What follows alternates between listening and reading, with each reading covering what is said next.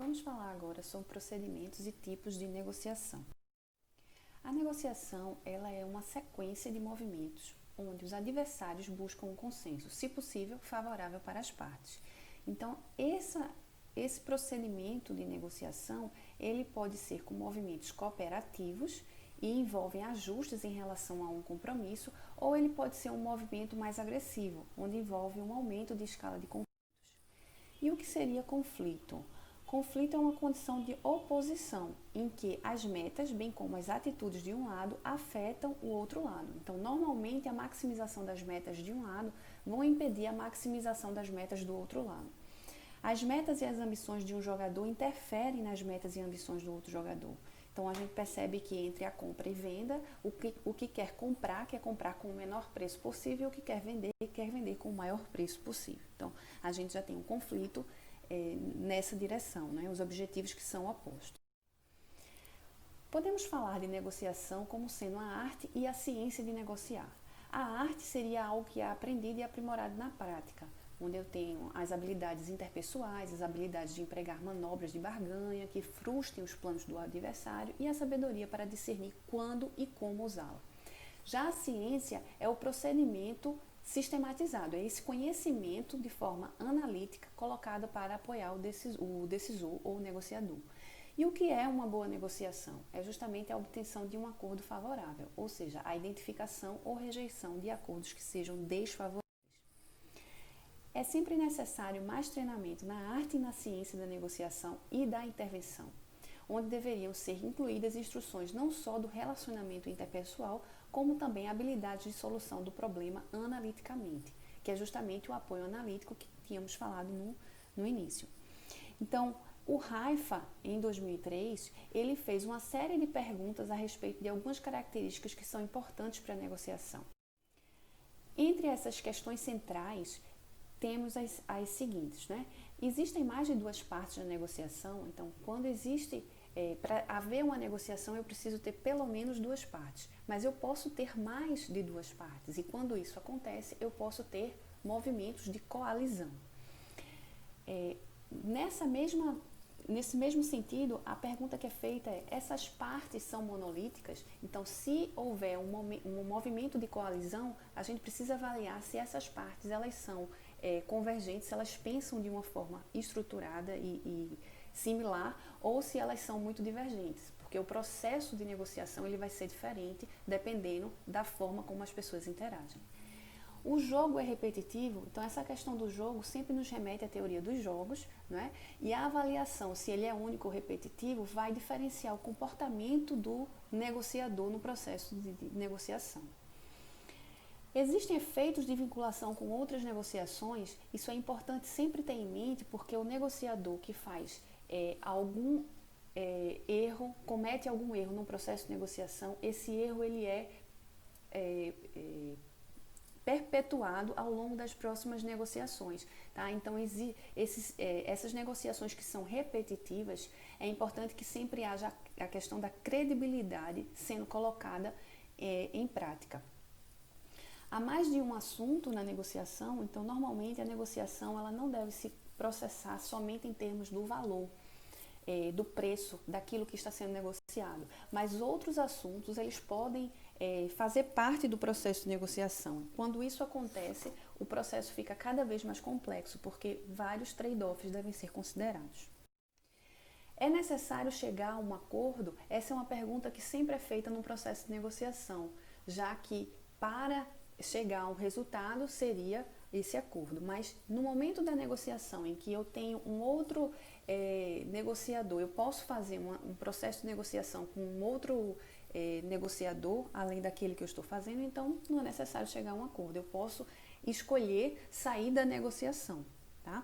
Então existem situações em que um acordo não é necessário, mas existem outras situações que eu preciso negociar até chegar a um acordo, como por exemplo um sindicato de alguma classe de operários, por exemplo. No acordo ou na negociação é requerido alguma ratificação, precisa da aprovação de alguém, então às vezes em algumas situações isso pode ser utilizado como uma estratégia para ganhar tempo, né? ou até mesmo quando de fato você tem alguém que está negociando por você. Então é necessário fazer a ratificação daquela negociação. Uma outra pergunta que sempre é feita é se as ameaças são possíveis. Então essas ameaças elas podem influenciar os resultados desde que sejam possíveis e acreditáveis, mas se usadas de forma grosseira elas podem endurecer o adversário. Outra questão central do processo é saber se há restrição de tempo ou custos relacionados ao tempo. Então, a parte que negocia com pressa está frequentemente em desvantagem. Algumas negociações, a tática de uma das partes pode ser atrasá-las indefinidamente. Os contratos são obrigatórios em muitos conflitos dentro de um país ou acordos que podem ser assinados e as ações executadas de forma obrigatória devem ter contratos, né? Mas, em alguns casos, se são negociações mais simples, nem sempre os contratos são exigidos. Em organizações, sim.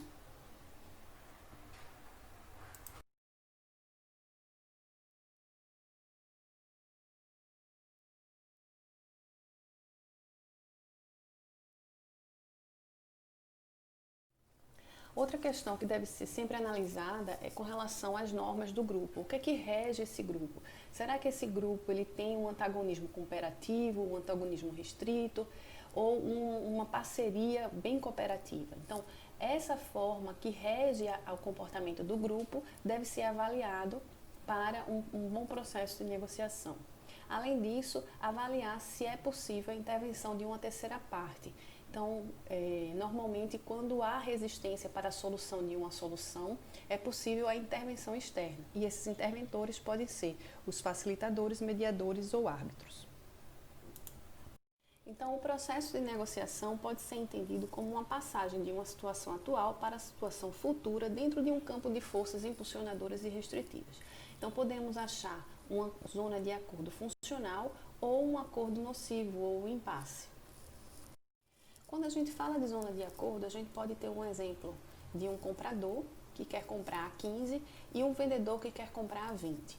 Obviamente, o fluxo do comprador é em direção ao vendedor e o fluxo do vendedor é em direção ao comprador. Para ambos, eles devem ter seus valores reserva, que são valores que são apenas dos negociadores, eles não revelam e só existe zona de acordo nesse caso específico se o valor reserva do vendedor for menor do que o valor reserva do comprador. Diante dessa situação, a gente pode ter dois tipos de negociação, a negociação distributiva e a integrativa.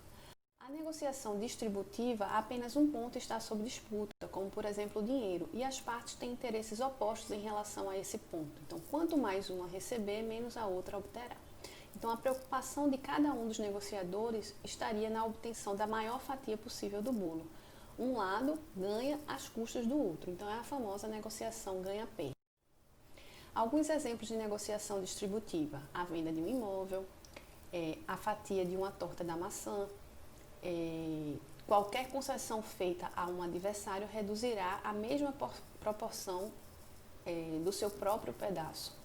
O processo de separação judicial, a partilha de bens do casal, quanto maior a fração do ex-marido, menor a fração da ex-esposa e vice-versa. Ou uma empreiteira que está negociando o tempo que entregará os imóveis residenciais a consumidores. Então, quanto mais tempo a empreiteira pedir para finalizar o projeto, maior a espera dos consumidores. Então, a negociação integrativa existem pontos distintos sobre os quais versam os debates. As partes não são necessariamente oponentes e não é absolutamente verdadeira a afirmativa que quanto mais um receber, menos a outra obterá da negociação. Então, as partes podem cooperar para aumentar o valor total da operação e ser eventualmente dividida. A negociação integrativa ela vai promover comportamentos colaborativos entre as partes e, assim, ampliação do objeto de negociação na procura de ganhos mútuos. Então, significa a integração dos recursos e capacidades das partes para gerar mais valor. As partes usam da criatividade e o compartilhamento das informações para promover um aumento de valor do que depois será dividido. Então, é a negociação chamada ganha-ganha. Exemplos de negociação integrativa. Eu, por exemplo, tenho dois parceiros comerciais, um necessita de 50 mil e o outro não tem exatamente esse valor para dar agora. Então ele sugere dar 40 mil agora, mas pode dar o valor remanescente no futuro próximo. Assim, os dois pontos que partem da negociação aqui são dinheiro e o prazo. Não é? Eles integram a mesma negociação. Então, pela negociação distributiva, a gente sai para uma negociação integrativa, integrando dois aspectos. Então, as características da negociação integrativa são: ela estimula os negociadores a fornecer informações significativas sobre suas respectivas situações, explicar por que desejam fechar um negócio, falar sobre seus reais interesses ou restrições empresariais, revelar e explicar em termos gerais suas preferências entre os assuntos ou opções, analisar e revelar eventuais capacidades ou recursos adicionais que talvez interessem a outra parte, que poderiam ser incluídos no acordo, e utilizar o conhecimento adquirido para buscar ações criativas que atendam ao máximo o interesse de ambos os lados. Então, no processo de negociação, o ideal é achar a fronteira eficiente, que é uma região definida onde os ganhos máximos conjuntos são possíveis. Então, essa fronteira eficiente ela pode ser determinada apenas se tiver informação das duas partes, e ela não pode ser calculada com uma parte agindo sozinha. Então, geralmente, os resultados das negociações elas ficam fora e abaixo da fronteira eficiente. Os negociadores eles começam a fazer as negociações baseados nos pacotes completos, ou seja, o pacote, a oferta daquele negociador deve ser em função das variáveis que estão sendo negociadas. No caso, o pacote aqui relacionado a dinheiro e tempo. Então, quando o negociador ele dá uma oferta B1, o outro negociador vai dar uma contra-oferta de A1. E assim vai o movimento dos negociadores até chegarem na fronteira eficiente, que nunca vai ser aqui na fronteira, a não ser que tenha um mediador que faça a análise dos dois negociadores para indicar a fronteira eficiente. Normalmente elas chegam aqui. Então, no processo de preparação da negociação, cada parte deve classificar suas preferências. No processo de negociação, os negociadores eles devem avaliar o que eles querem ganhar e também decidirem o que podem perder na forma de alcançar os seus objetivos. Então, eles devem avaliar os valores dos trade-offs e das concessões que devem fazer ao longo do processo. Aqui está um exemplo das duas negociações, né? A negociação ganha-perde, que é uma disputa onde eu tenho os interesses absolutamente conflitantes entre os negociadores, e aqui um exemplo de negociação ganha-perde, onde eu tenho parceria, né? E pontos comuns entre os negociadores.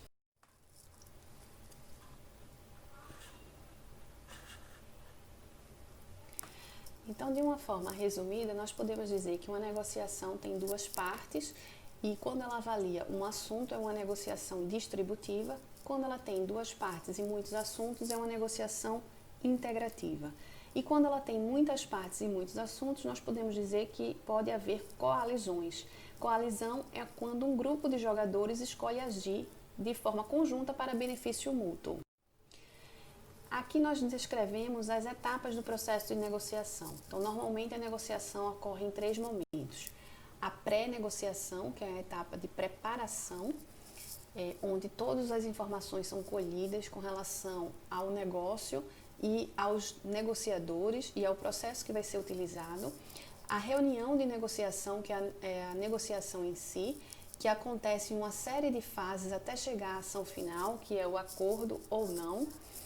Esse processo de negociação ele pode ocorrer dentro de uma hora, de um dia, de anos, depende da negociação que está sendo realizada. E pode ocorrer de forma presencial ou através de plataformas de negociação eletrônica. E a pós-negociação, que é a atuação relacionada ao controle e avaliação dessa negociação que foi realizada. Então, as variáveis básicas de um processo de negociação são informação, tempo e poder. A informação é a matéria-prima básica da negociação. Sem ela, você não consegue processar nenhum tipo de análise. Então, toda negociação ela ocorre no tempo e é um jogo de poder de influências. Então, aqui a gente pode avaliar que existem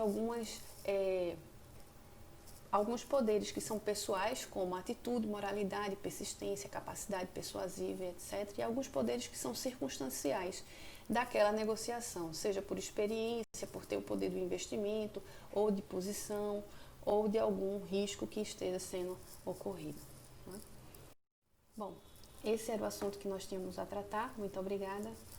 Até a próxima.